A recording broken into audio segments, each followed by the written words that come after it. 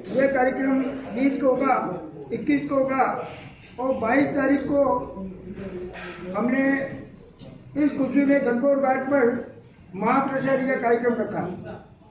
उदयपुर की आम जनता से हमारा निवेदन है कि आप अधिक से अधिक संख्या में पधार कर पिछोला झील के किनारे रामघाट पर बन रहे राम दरबार और प्रभु कृष्ण के मंदिर का जो कार्यक्रम हो रहा है उसमें अधिक से अधिक हो जाएगा। प्रभु इच्छा तक यह भी चलेगा।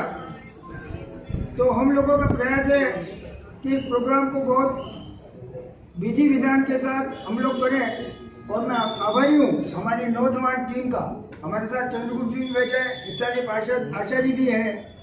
हम सभी लोगों ने, मोहल्ले वासियों ने मिलजुल कर एक प्रयास किया और विशेष रूप से भाई धर्मेंद्र जी, बद्री जी, गोपाल कुलदीप जोशी जो पार्षद है, गोपाल जोशी, वो भी इस कार्यक्रम में हमारे साथ हैं और पूरे मोहल्ले के नौजवान, ये सारे लोग साथ हैं।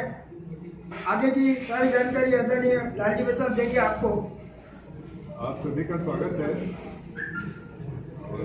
जैसा कि गोपाल जी ने बताया कि इन नौजवानों ने बहुत परिश्रम करके हमारी संस्कृति को बचाने का एक बहुत ही ठोस प्रयास किया है।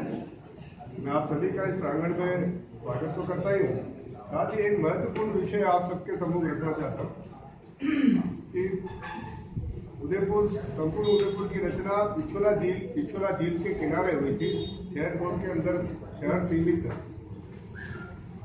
ऐसे में कालांतर में और आजादी के पश्चात जब एक साथ पॉपुलेशन यहाँ बढ़ी, माइग्रेटरीज कई बहुत बड़ी संख्या में पिछोला उदयपुर में आए, तो ये सारे के सारे घाट सवेरे शौच के लिए प्रयुक्त होते थे। यहाँ से लेकर अमरकुंड से लेकर मैं समझता हूँ भोसली घाट तक, और सामने वाला पूरा का पूरा ऐसा शौच के लिए प्रयुक्त होता था। ऐसे कालांतर में ये चीजें बिगड़ती गई, परंतु इस युवा समूह ने पिछले 5 साल से प्रयास करके वहां पर एक ऐसा स्थान जहां पर सामान्यतया उसको रोहणिया घाट, क्योंकि हमारे यहाँ पल्ला लेने की प्रथा थी, पल्ला लेकर स्नान करने की प्रथा थी, वो सारी प्रथा क्योंकि घर घर में नल लग गए तो स्थान वीरान होता गया। और आप, मैं समझता हूँ वीरान होने वाले स्थान में क्या क्या गतिविधियां होती है आप सब लोगों को मेरे से ज्यादा पता है। तो इन बच्चों ने ठान कर उस स्थान को व्यवस्थित किया है। अभी भी एक विषय, महत्वपूर्ण विषय इसमें है कि ये पिछोला में अतिक्रमण, ये विषय इससे लिंक है, इससे विलग नहीं है। ये स्थान पर इस प्रकार के अतिक्रमण देखने में आ रहे हैं। और मैं समझता हूँ आज सारा उदयपुर, बल्कि सारा आधा राजस्थान जो कमा के खा रहा है, उसके मूल में कहीं कहीं लेक पिछोला है। क्योंकि लेक पहले प्रारंभ हुआ और पिछोला को दुनिया ने देखा, और अब पिछोला को देखने दुनिया आ रही है। उसके कारण रोजगार का जनरेशन होता है, नव सृजन होता है, अनेक लोगों को यहाँ रोजगार मिल रहा है। तो यहाँ पर सांस्कृतिक गौरव को बनाने के लिए कोई, मैं राजनीतिक चर्चा नहीं कर रहा, गोपाल जी हम दोनों अलग अलग विचार से, परंतु मैं एक विषय रख रहा हूँ कि पिछोला को क्यों नहीं पुष्कर के समान एक होली लेक बनाया जाए। ये विषय हम गंभीरता के साथ उठा रहे हैं। हम लोग हरिद्वार जाते हैं रोजाना आरती देखने के लिए, हजारों दर्शनार्थी, और ये तो गुप्त वृंदावन की संज्ञा में है उदयपुर सारा का सारा। कल देवस्थान विभाग ने जो यात्रा प्रारंभ की, मैं उसको बधाई भी देना चाहता हूँ, परंतु ये गुप्त वृंदावन है। जब हमारे मूर्तियां जब सेफ नहीं थी तो सारी की सारी यहाँ पर आई। ये कोई बनाई गई है, प्रतिष्ठापित नहीं है।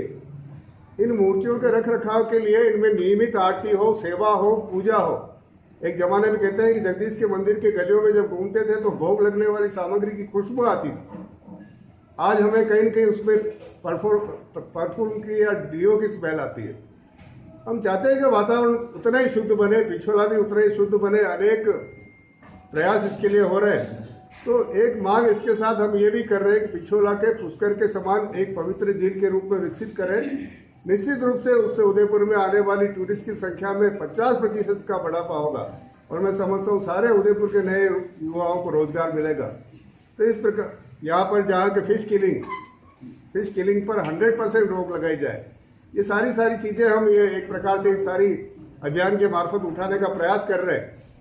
केवल राम दरबार या राधा कृष्ण की मूर्ति की स्थापना नहीं है, ये मैं समझता हूँ युवाओं को एक शुद्धता का अवसर है। इसके माध्यम से युवा इसके लिए पहल करेंगे। मैं आपको खुशखबरी भी देना चाहता हूँ कि अनेक लोगों ने यहाँ पर आने की सहमति दी है। महापौर जी आ रहे हैं, यूआईटी से आ रहे हैं, कांग्रेस के बड़े नेता आ रहे हैं, गुलाब चंद जी कटारिया ने सहमति दी है, वो कल हमारे बीच में 3 बजे उपस्थित होंगे।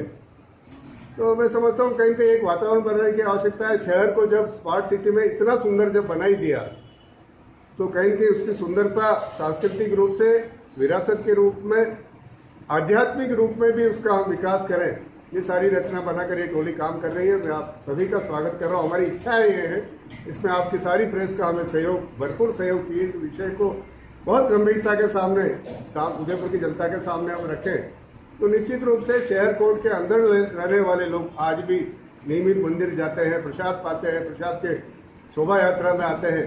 कहीं न कहीं कल्चरल को और अधिक बढ़ावा देने की आवश्यकता है। हम किसी के भी विरोध में नहीं, किसी के भी विरोध में नहीं।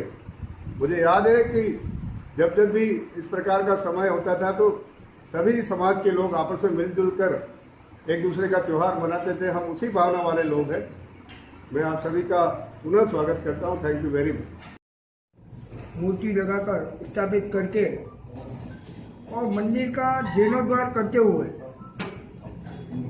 पूरा मंदिर का जीर्णोद्धार हो चुका है, मैं आप लोगों को दिखाऊंगा। और इन बच्चों ने बहुत अच्छी तैयारी की है। उसमें राम दरबार और भगवान राधा कृष्ण की मूर्ति हम स्थापित कर रहे हैं। 18 तारीख को गणगौर घाट पर हम भव्य भजन संध्या 7 बजे भजन संध्या आरंभ होगी। इसमें भगवत जी सुथार जो बहुत अच्छे गायक हैं उनको हमने आमंत्रित किया है और 7 बजे प्रोग्राम आरंभ होगा। प्रभु इच्छा तक यह प्रोग्राम चलेगा।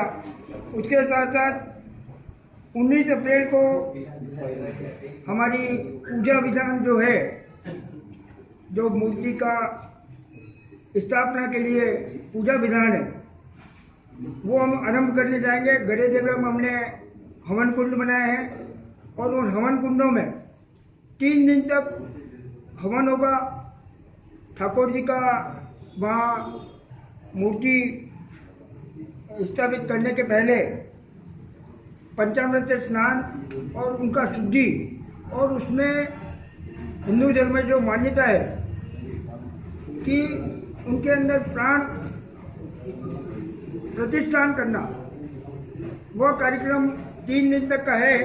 उसमें प्रथम दिन 19 तारीख को जो हवन आरंभ होगा उसमें हिमांद्री स्नान, गणेश गौरी पूजन और एक शोभा यात्रा जो जगदीश मंदिर से हमारी आरंभ होगी।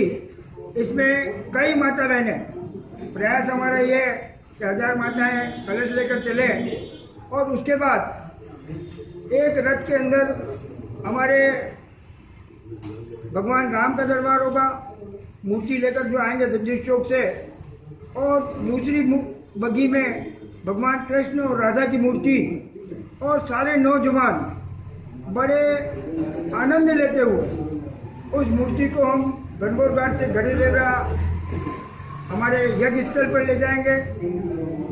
और 20 तारीख को हमारे यहाँ स्थापित देवताओं की पूजन का कार्यक्रम होगा और कुंड और पूजन का नवग्रह पूजन यज्ञ आरंभ हो जाएगा। उसका शुक्रवार को 21 अप्रैल को स्थापित देवता पूजन, मूर्तिवास, मूर्ति स्तलन और मूर्ति शयन, यह कार्यक्रम हम करेंगे। इसमें हमारे विद्वान 3 दिन तक हवन कार्यक्रम करेंगे। 11 जोड़े यहाँ हमने तय कर लिए हैं। वो पूरे सुबह से शाम तक जो हवन चलेगा, बीच में 1 से 1.5 घंटा हमने विश्राम का रखा है, और ये जोड़े सुबह शाम तक हवन करेंगे। पूरा प्रयास किया हमने कि सनातन संस्कृति से जोड़ते हुए इस कार्यक्रम को हम करें, क्योंकि हमारी संस्कृति, जैसा भाई साहब ने बताया था, विलुप्त सी हो रही है। तो हमने पंडित उमाशंकर जी का नाम पूरा शहर जानता है, विद्वान पंडित जी का, उन्हीं के शिष्य हैं और उनकी पूरी टीम, ये लोग यहाँ हवन कार्यक्रम करके मूर्ति की स्थापना करेंगे। भाई साहब, इस कार्यक्रम में मुख्य अतिथि कौन कौन आ रहे हैं बाहर से, जैसा पता रहे हैं? उसके साथ साथ दोनों राजनीतिक पार्टियों के नेता, चाहे कांग्रेस हो, चाहे बीजेपी हो या अन्य पार्टियां, इन सभी लोगों को हमने आमंत्रित किया है। उसके साथ साथ हमारे महामहिम राज्यपाल गुलाब चंद कटारिया साहब ने भी हामी भर्ती में 10 मिनट के लिए भी आऊँगा।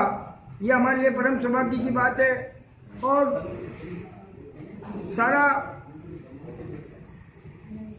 वातावरण एक धार्मिक सा हो जाए, इसके लिए हमने पूरे शहर के लोगों को भी साथ साथ आमंत्रित किया है कि आप पधारें। 22 तारीख को वहाँ प्रसादी राम मंदिर की स्थापना होगी। राधा कृष्ण की मूर्ति की स्थापना की। पूर्व में उसमें राधा कृष्ण की मूर्ति थी जो सामाजिक तत्वों द्वारा वहाँ चुरा ली गई। उसके बाद सब स्थानीय नागरिक दुनिया के। जय श्री राम।